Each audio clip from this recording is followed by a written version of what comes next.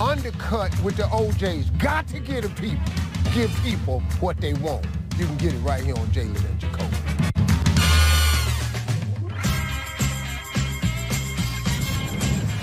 Amin Elhassan in for Jalen Rose, and what a day to have Amin here.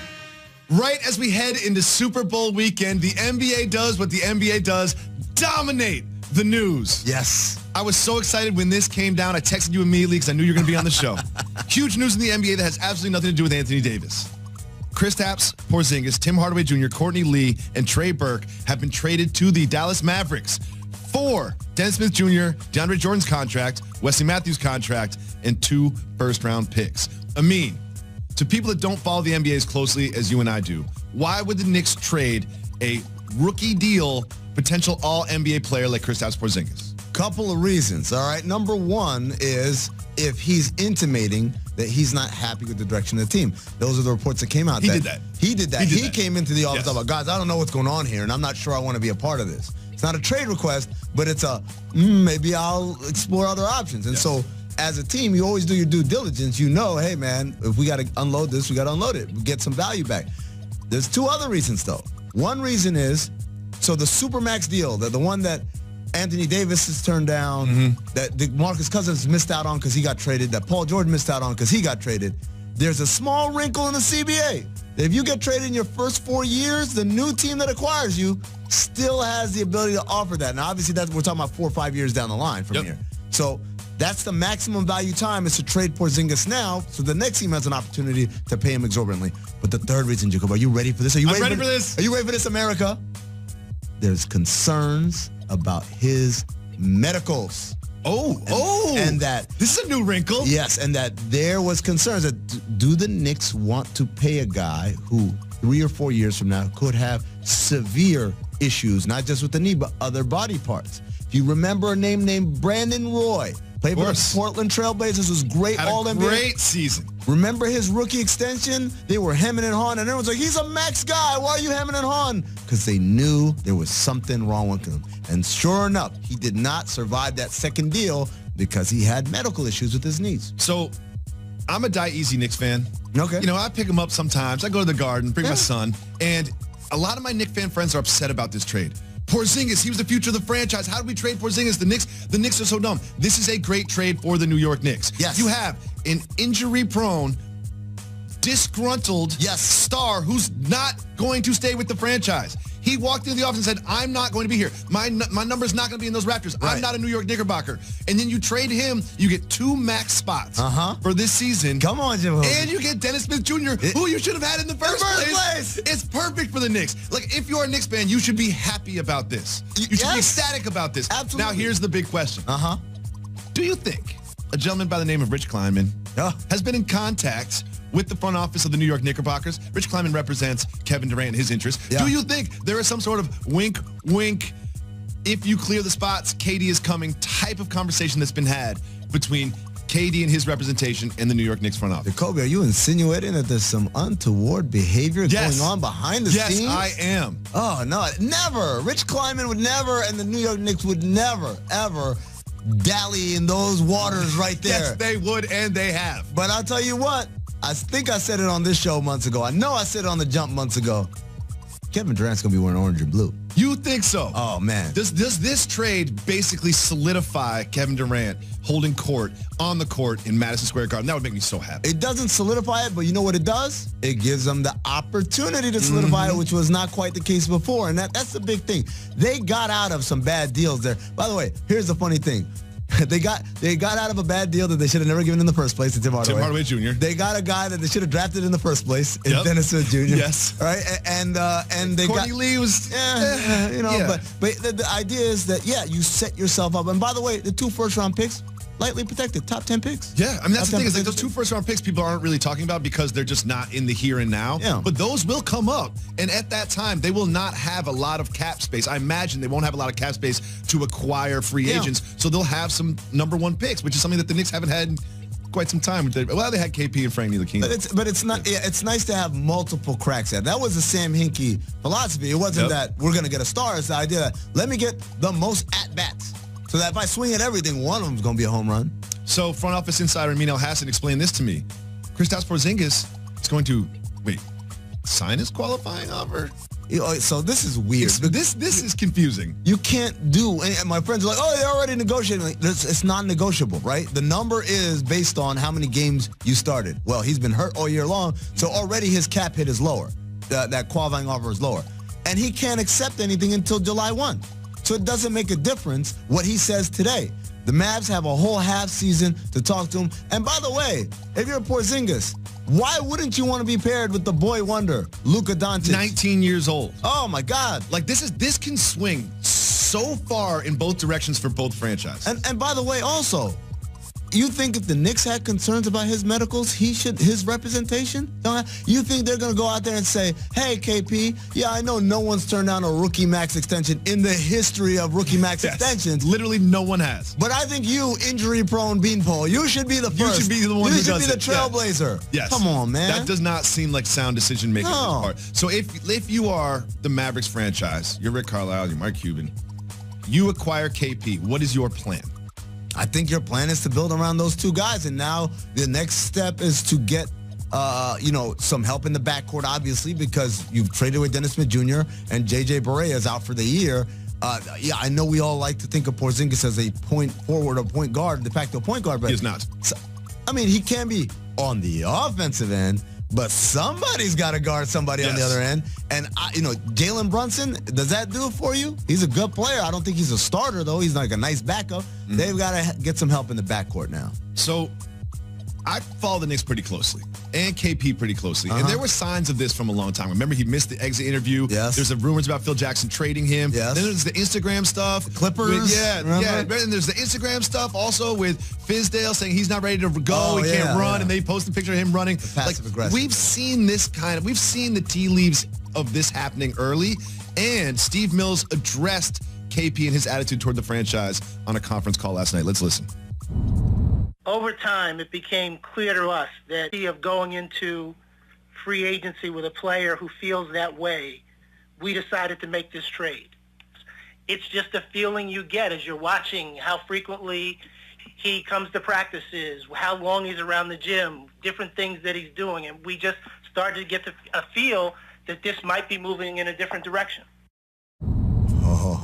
Couple things here. I love the old throw the guy under the bus on the way Heady out. play. I love that move. I love that move. I guess he doesn't want to play basketball. He's not down with the team. If he's not a team player. There's also this. This is a smart move for the Knicks to move him if he doesn't want to stay. Sure, we all understand that. But is this a failure of the franchise to force him to feel that way? Like, are the Knicks at fault here because they made him feel that way? They had a culture that made him feel like, man, I can't be a part of this. Yes. Yeah, absolutely. They take some blame there. Then again, it's not like what they're doing this year is without purpose, right? There's a big pot of gold down in Durham, North Carolina that everyone's hoping to get a chance to get at. And so if you're the Knicks, this was the strategy. Now, if Porzingis doesn't understand that or feels like, man, I've been through enough of that in my first 4 years. I don't want to keep on doing this. Well, that's fair. But, sometimes the way to fix the mistakes of the past are to also be bad continuously. And that's what the Knicks, I don't feel like the Knicks came into the season like, we're going to be a playoff team. Like, oh, my God, we're 10-40. No, they came into the season with the knowledge that they were going to be bad because at the end of the year, we're going to get a draft pick and hopefully we'll get Zion Williams. Yeah, a top 3 pick would really help this Knicks franchise. Absolutely. Top 3 pick. Absolutely. Think about that as a selling point to whatever max free agents out there. We got Zion. By the way, Dennis Smith Jr., we haven't talked about him at all. This guy's a really good pickup, I think. I think in Dallas, him and Carlisle, it just soured. And you know how Rick is.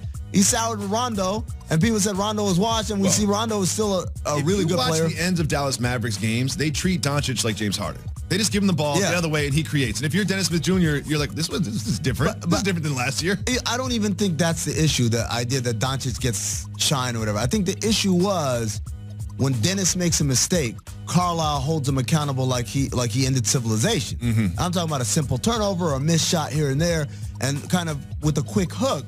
That obviously, when compared to what Luka was getting, that's the part. It's not that, hey, why does Luka get this? It's like, why am I getting this kind of treatment? It's not about having the ball in my hands all the time. It's just about, can I go out there and play basketball without looking over my shoulder all the time? Of course. Is coach disapproving of this or that or the other? And so he's going to come here, and I think he's going to have a wonderful start. I think Fizz knows how to connect with a guy like that in a way that Carlisle didn't. Yep. And I think they're going to get the best out of Dennis Smith. There is so much to this. And one thing that we're going to get into is Kyrie Irving's involvement in this. Because somehow, some way, Kyrie Irving is in the middle of all this. Kevin Durant's in the middle of all this. Kemba Walker's in the middle of all this. There's going to be so much fun and excitement in MSG, not just next year, but this year because of the anticipation. But right now, it's time for News That Matters. Oh, yeah.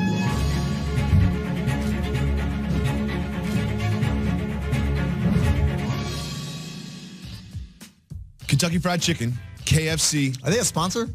Nope, not yet, but they might be after they hear us discuss this. Okay. They're testing a new sandwich. This sandwich is an extra crispy chicken filet with Cheetos sauce and actual Cheetos in the sandwich. Take a look at that sandwich, Amin. Are you on board for the Cheetos sauce fried chicken Cheetos sandwich? I'm not. Oh, I'm not. okay. First of all, Cheetos sauce sounds gross. It just sounds I disgusting. think that's fair. Right? And then as far as like Cheetos, man, I can buy a bag of Cheetos and do that myself. Why do I need you to do it? I like the crunchiness added to it. Like I think the crispy texture works. fried chicken, But I will extra ask crispy. this. I think there's a reason that you don't often see cheese on top of chicken. A chicken parmesan is one that's good, but a chicken sandwich with some cheese, like cheese and chicken don't mix as much as you think they would. I like a good pepper jacks. A pepper jack? Yeah, you get a little spicy. It gives a little kick That's good. to it. I think KFC needs to reach out to us and we'll consult for them because this is going to be a Absolutely. miss. I don't think this is going to be here forever. This is gonna be a miss. You know what this is? This is a lot of brand synergy within corporate partners. When we come back, we will continue to discuss the huge news, Kristaps Porzingis on the move to the Mavs, and we'll explain how Kyrie Irving plays a role in this. How can Kyrie Irving get involved in this? We'll break it down right after this. Just when you... We are... Coming to you live from the South Street Seaport, Pier 17 to be exact. Brought to you by Chase. Welcome back to Jalen and Jacoby. Perfect day to have Amin El-Hassan in the building. Thanks so much for doing the show. If you don't know, you should know. Kristaps Porzingis and the Knicks have pulled off a blockbuster trade the week before the trade deadline when it all goes down, moving Porzingis to the Mavs. Now, I said last segment, and I really mean this, this can swing so wildly, good or bad, for both franchises. But let's focus on the New York Knicks. Yes. Because here we are in New York City, and you know I love the New York Post, and the Post is just built for this kind of news. Let's look at the back page of the Post this morning, living on a prayer. Oh, wow. Look at that, Look at that Photoshop, Irving, Durant, and Zion, all in the orange and blue. So let's just game this out. This is actually a real potential. Let's look at the best case scenario for the Knicks this summer. They have about over $70 million. They could have Durant, Irving, Williamson, Knox, and Mitchell Robinson as a starting five. Yeah. I put Robinson in there, but that's a real thing that could happen. That's not just a playoff team. They're hosting a playoff series. No, they're hosting a playoff series. I think, I don't think you're giving them enough credit. Kevin Durant makes them, he'd be instantly the best Alone. player in the conference. Yes. Instantly. Without no question. disrespect to Kawhi, no disrespect to Giannis. Kevin Durant's the second best player in the league after LeBron. So instantly he lifts him up several levels up. And then you add Kyrie in there. Man, this is a team that can contend for a conference championship. And dare I say an NBA championship, because Durant will have left the Warriors. Look at that. I mean, that is the best case scenario. But as I mentioned, this can swing wildly in both directions. Let's take a look at the worst case scenario for the New York Knicks. This is why Knicks fans are a little concerned this morning. You take a look at the worst case scenario, and it doesn't just look like not a playoff team. It looks like one of the worst teams I've seen. Hold on. Ntilikina, Wait a second. Lonzo, Kevin Knox, Hazonia, and Cornette. Timeout, flag on the play. Where did Dennis Smith Jr. go? Oh, yeah, he's on the team. Come on, Man, guys. he got hurt. Y'all he got are- hurt. No. He got hurt. Dennis Smith Jr. got hurt. This Dennis is Smith Jr. got hurt. way worse. Dennis Smith Jr.'s backing up. Ntilikina really had a great offseason, and Dennis Smith Jr. is coming off the bench. You see, this is you guys were swinging for the fences there. Like, let's make the Look, that's Knicks the as worst case trash as scenario. possible. That's the worst case scenario. They're not going to end up with that lineup. The worst case scenario, actually, I'll give you a scenario that's worse than that, is them overpaying for a guy who's not worth it, right? Yes. He's doing the Tim Hardaway thing again. You cleared out 2 max slots to do what? to go get someone Two who's max players. Yeah, but real max players, not guys that you paid max, right? There are max players, and then there are guys that you paid max, right? Enes Kanter made max, I believe, once upon a time. Yes. That's a guy that you pay max. He's not a max player. And so that's the issue there, and that's the worry. It's not that they'll swing and miss and won't sign anybody. It's that they'll sign the wrong guy. Because I'd rather they not sign anybody than sign the wrong guy. I mean, this is the wrinkle that I absolutely love about this trade. Somehow, some way, it has nothing to do with Anthony Davis and everything to do with Kyrie Irving and the Celtics. Explain how this tangled web is woven between Davis, Kyrie, and the Knicks. Well, I mean, it's man. First of all, so that Kyrie and Anthony Davis are pretty close from their days of playing Team USA together. They're very close. That's one of the main reasons the Celtics are so confident that they could get Anthony Davis here, because they feel like, hey, your best buds here, and even if he has Laker intentions, sure, bring him in and have him and Kyrie be a duo. And if they win a championship, how do you say no to that, right? Here's the flip side, though. If you can't land Anthony Davis, either because he already gets traded to the Lakers or Danny Ainge tries to play too cute in the negotiation and Dell Dem says, no, I'm not going to do that, then you got a situation where Kyrie is a free agent. And I know he said, I'm going to stay. But we've heard what about that the commercial with his number in the rafters, the TD Garden? You know what a more special place to have your jersey retired? Madison Square Garden, the world's most famous arena, which, by the way, is home. Come home. Oh, I love it. And come home and play with Kevin Durant? Come on. And come home and play with Zion Williamson? Come on. So Anthony Davis's representation reportedly are a little concerned about Kyrie Irving's willingness to stay in Boston. Sure. So as you mentioned, Anthony Davis and Kyrie are close. Some tells me that Rich Paul, Anthony Davis's representation, has inquired about Kyrie's future. Think they've had conversations? I think so. Do you think Kyrie Irving plays for the Boston Celtics next season? I don't. But I never did. The whole year, because I thought about it, in terms of this. If you're the Celtics, you can pay Kyrie the max, right? But we've already seen this team be pretty good without him, right? And you've got reasonable facsimiles for what he does spread out through the roster, right? Whether it's, the playmakers. Reasonable facsimiles. Obviously, you'd like to have Kyrie, but can I take 30-some-odd million or $36 million and spend it in a different way? Can I allocate those resources in a different way? I think there's a way that the Celtics, we'd like to keep him, but if he leaves, he leaves.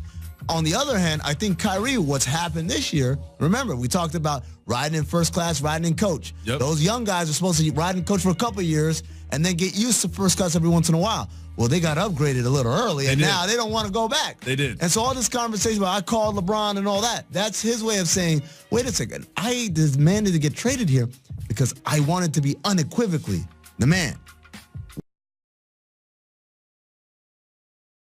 And he is. And he is. He's having a great regular season. He is clearly the man on that Celtics roster. But he still has some convincing to do. Clearly.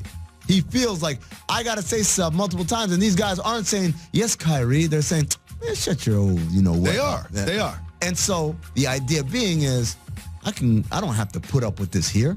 I can go 4 hours south to the world's most famous arena and be with a peer.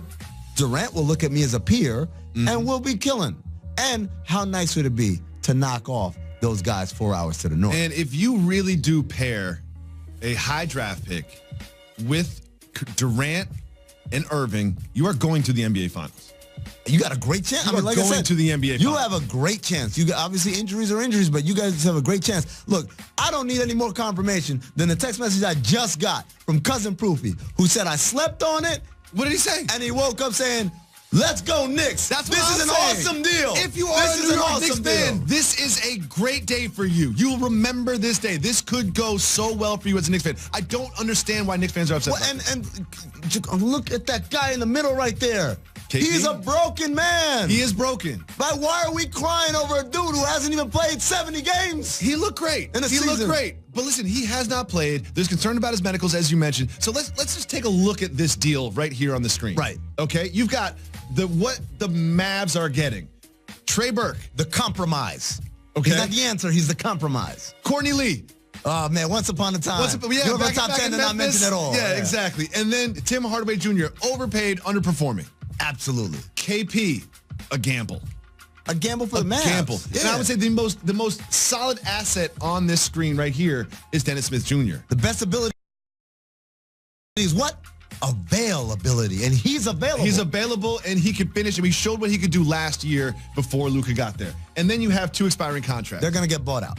Do you think they stay at a hotel? Do they get on a plane? Do they book a flight to New York? How does this work? This is when Steve Mills and Scott Perry say, just don't even get on a plane. Just stay home. Take a week off. Yeah, go take the family to Miami. Yeah. Do whatever you got to do. We'll be in touch. Extended All-Star break for you. We'll be in touch. So explain to the people exactly what's going to happen with Wesley Matthews and DeAndre Jordan. Well, I think, first of all, Wesley Matthews, obviously, for his three-point shooting, he's not the defender he once was after that Achilles tear, but he's still a solid vet, smart guy, and a good shooter. What's a team that needs shooting, Jacoby? Los Angeles Lakers. Well, yeah. Let's another team that needs shooting. Closer on the Eastern Conference. Closer here, Philadelphia. Yes. We talk about how Philadelphia is going to get some depth. That's a great answer there. And then DeAndre Jordan, I imagine they'll try and trade him, but he'll probably get bought out. You know what? There's a team in Texas that he was going to try and go to, but then they couldn't get the numbers right, so he ended up in Dallas. But now they're missing their center, Clint Capella, the Houston Rockets. That's exactly what I was thinking. I was like, God, if I'm James Harden, I would love to have DeAndre Jordan to throw lobs. This is a great opportunity. I would love to have that. If you take out Nene and you put in DeAndre Jordan, that team gets so much better. No shots at Nene. Love you, Nene. Getting a little long in the tooth. Yeah. But, like, if you put DeAndre Jordan, if Clint Capella has slow coming back and they don't know what's going on with him, that would be so perfect for the Houston Rockets. Think about the Rockets. I want to say page because Wesley Matthews to the Sixers, that's already been spoken about. Yeah. And when I saw DeAndre Jordan in this deal, I was like, he could end up on the Rockets. Absolutely. Think about the way Daryl Morey. Daryl Morey right now is absolutely messing up the summer. We got to hold him accountable. He messed up the Rockets summer. That's fair. I usually blindly back Daryl Morey, but this summer he messed up the summer. Maybe he knows something I don't. He messed up the summer, but he totally redeemed himself. Yes. Look at these moves. Austin Rivers, Kenneth Faried, and now if he gets him. Faried and Rivers look good. Man, they look great good. Pickups, great value. I'm so excited about this news today. Woo. When we come back, what's going on? We will show you the craziest outfit that has been worn in the NBA this decade. Woo. That's coming right after this.